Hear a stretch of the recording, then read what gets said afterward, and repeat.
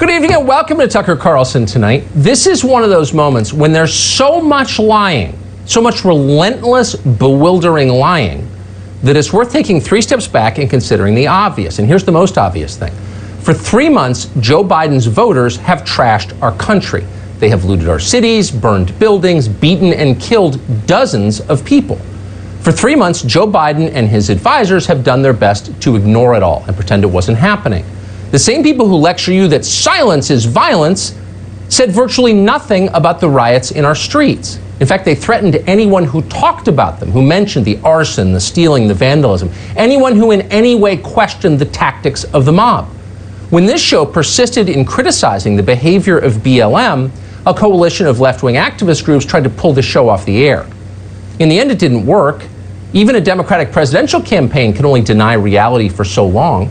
Most people, no matter who they vote for, despise crime and they despise violence. Even now, after months of unending propaganda, the average person has a far higher opinion of the police than of politicians, and for good reason. Voters have started to blame Joe Biden for the chaos they see outside. Suddenly, that's clear in the polls, and Democratic leaders are very worried about it.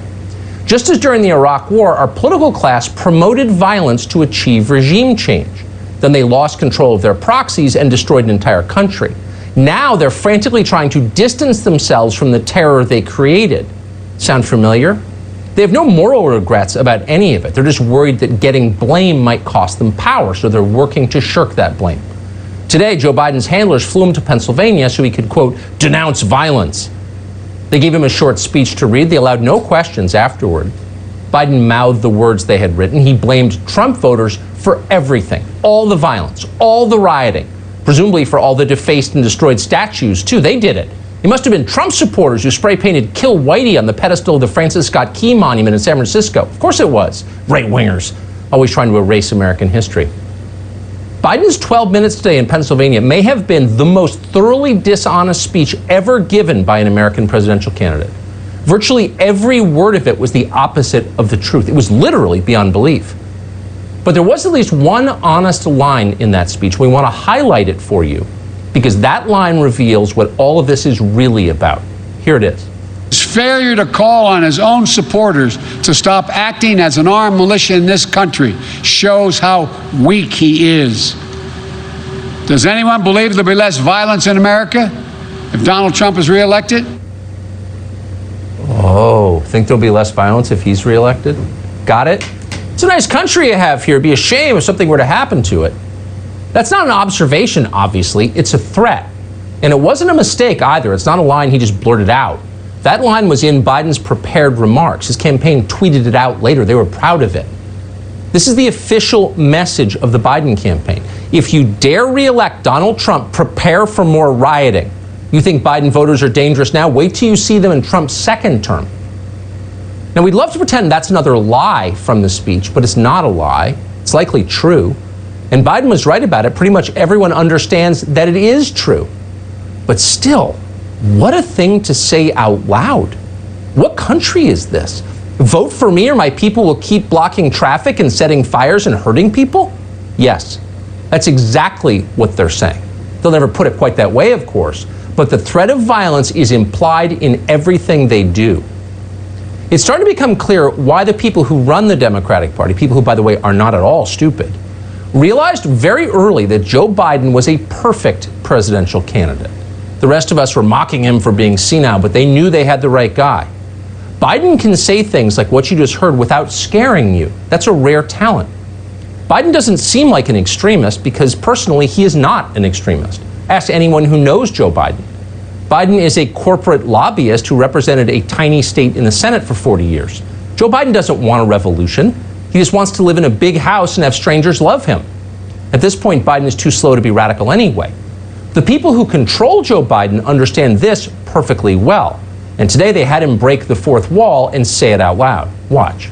Ask yourself, do I look like a radical socialist with a soft spot for rioters? Really?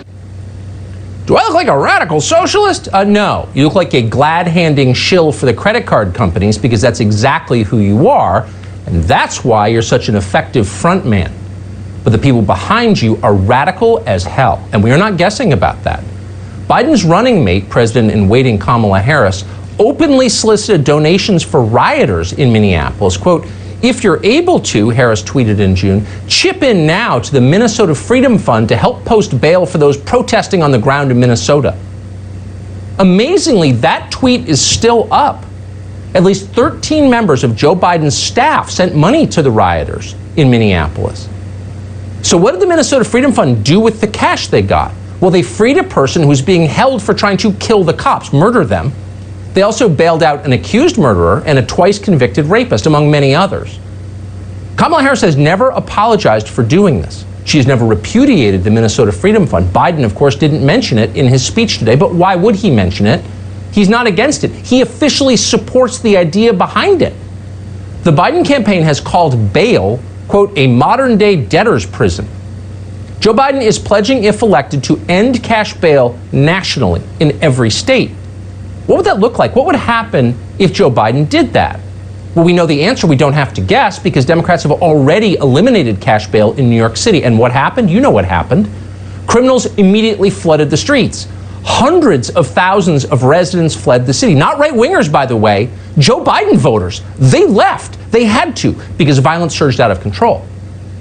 Over the weekend, one savage tried to rape a 25-year-old woman on a subway platform at 11 in the morning in public view. You may have seen it on video. It happened on the Upper East Side, one of the prettiest neighborhoods in the country, a beautiful, formerly safe neighborhood. But it's not just New York. Democrat-controlled cities all over the country look like this now. There's no denying it or its effects. Spend an hour on Zillow and look at real estate prices. People are literally running away from cities run by Democrats, and they're going to places that aren't. That's not a guess. It's not a talking point. It's true. Yet according to the Biden campaign, this has nothing to do with the Democratic Party. No, it's all Donald Trump's fault. Watch.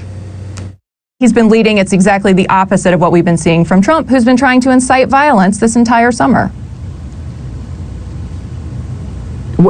Just wait a second. Well, I'll get to violence in a second. No, I'm thinking in real time.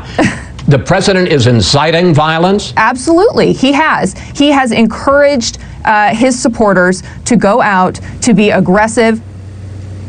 Trump is inciting violence. Oh, right. He's the one screaming at you in the car on the way home and spray painting the F word on federal buildings and smashing windows and torching Wendy's. Those are all Trump voters. This is lunacy. It's totally false. There are lots of things you could blame Trump for sure. That's not one of them. So will a single person believe these lies? Well, the thoroughly beta mayor of Portland, Ted Wheeler, is hoping they will.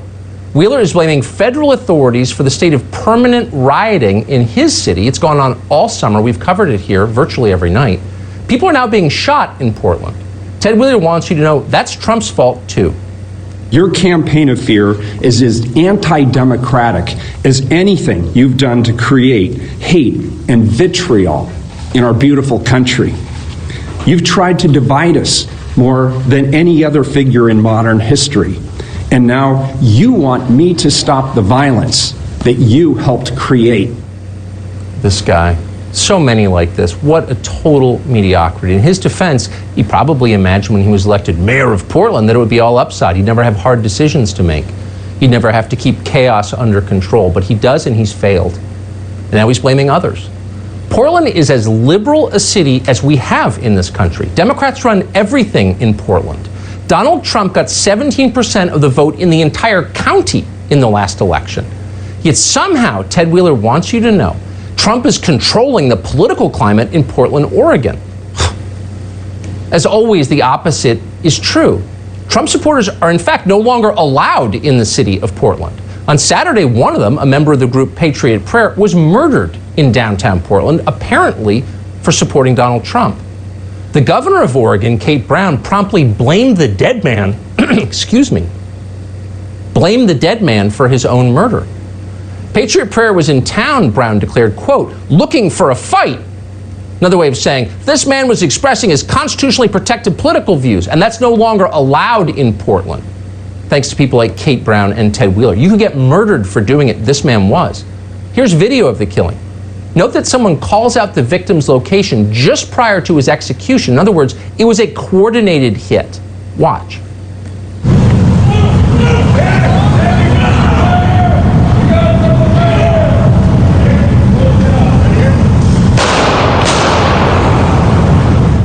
"We got another right here," he screams, another Trump supporter.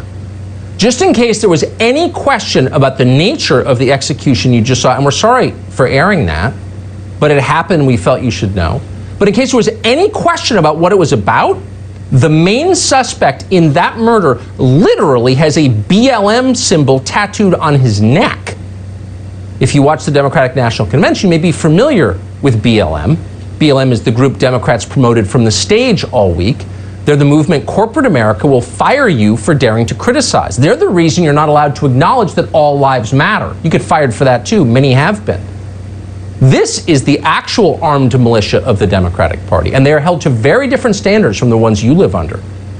In fact, the suspect in this murder in Portland has been arrested twice just this summer for unlawfully carrying a loaded gun. He never went to jail. In one case, the one in Portland, the same people who tell you how much they abhor gun violence let this man go.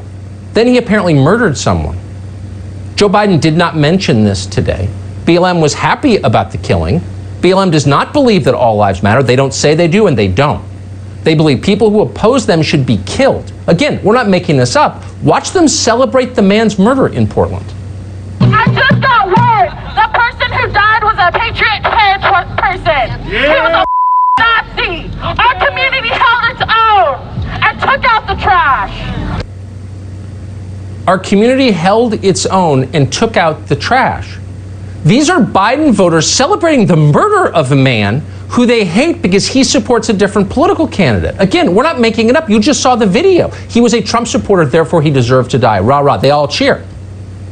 Why didn't Joe Biden mention this in his speech today? Not a word about that killing. Nor did Biden say anything about the elderly Republicans who were attacked outside the White House last week after the RNC. We showed you that tape too. He didn't mention the Trump supporters who were shot at in South Carolina recently. He didn't mention the shooting in Los Angeles yesterday that targeted Trump voters. He didn't mention the BLM rally from over the weekend in which the speaker makes clear that he considers murdering people the next frontier in civil rights. Here it is. I'm at the point where I'm ready to put these police in the grave.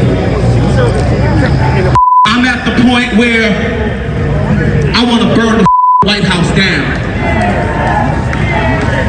I want to take it to the senators. I want to take it to the Congress. I want to take the fight to them. And at the end of the day, if they ain't going to hear us, we burn them the down. The same way I bust police in the head in New York, I bust police in the head in D.C. This is everywhere. That was just this weekend. It gets no coverage whatsoever. The media pretend it is not happening. But it is happening, and it's lunacy. And there's a massive cost for all of us to allowing it to go unchallenged. It is unchallenged. It's never challenged. BLM can say and do whatever it wants. Democrats will never criticize BLM because Democrats never criticize their own voters, period. That's their one hard and fast rule. One way they're very different from the Republican Party. No matter how dangerous the words or the behavior become, Democrats won't say anything if it's coming from someone who might vote for them. So we shouldn't be surprised when their voters take the cue and become more radical and more violent. Last week in Georgia, a man was arrested for stabbing an AutoZone employee. He didn't know the guy. He told police he, quote, felt the need to find a white male to kill. Joe Biden didn't mention that today. Nor did he say anything about this. This happened yesterday in Baltimore. Watch. You better not run. Oh, damn. That clip showed up on social media with the note, "White lives don't matter." Joe Biden didn't mention that. There's no sign he disagrees. The media will, of course, never cover this. Over at CNN, which is now devoted full time to covering for the rioters, one analyst tweeted that only, quote, desperate Republicans claim we have riots. Amazingly, because the person who tweeted it is not very smart, his tweet contained a photograph of a burning building. The building was burning in a riot, but whatever, ignore that. Riots aren't real. There's not much violence. You'd have to be a racist to think there was. Watch. Let's be honest, and Don, you do make this point, and it's important over and over. There's very little rioting Like that's actually, there's very little violence. It's but it's magnified by Donald Trump, and it's magnified by Republicans, and it's to convince people that that people are coming for them, and that's just simply not what's happening. Oh, it's not what's happening, and you're a bad person if you think it does. Now, to be fair, that clip I think was recorded 4 days ago, 3 or 4 days ago, before the official line changed, which is actually there are riots and they're Trump riots. Trump is responsible for all this. So we've gone 3 months browbeating anyone who acknowledges the obvious, what's on video, what's in your city, what you may be affected by personally, the reason you're moving to Texas, can't acknowledge it. Now we've turned and we're blaming it on Trump. Ignore the evidence. Ignore the evidence. Your eyes are lying to you. There's only one reason you may have concluded that this is happening and Democrats are behind it, because you've been misled. You've been lied to. You've been fed a diet of fake news by agents from a hostile foreign power that, among other things, secretly controls Facebook. That's right, ladies and gentlemen. Russia faked the riots and blamed Joe Biden, just like the moon landing, but more diabolical. Watch Mr. Adam Schiff explain. The Russians 4 years ago, Dana, exploited Black Lives Matter. They set up their own false flags online to try to divide people along racial lines. Are they doing it now? And we have to, they are, once again, doing their best in social media, in their overt media, and other means to grow these divisions again. It's a false flag by Russia! Seriously? You'd like to think in the late summer of 2020, people would laugh at that. It is hilarious in a way.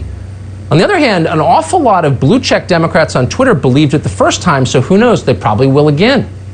But you gotta give Adam Schiff some credit. At least he's consistent, though he's obviously completely insane, in desperate need of inpatient care. That man is hurting. But he's one man in a big party. What about everyone else running the Democratic Party? They're not insane. They're not crazy in the slightest. They're just liars. And they're more ruthless than you can even understand. They will burn down your cities and tell you that you did it. And if you don't accept that judgment, maybe they'll send BLM to your house.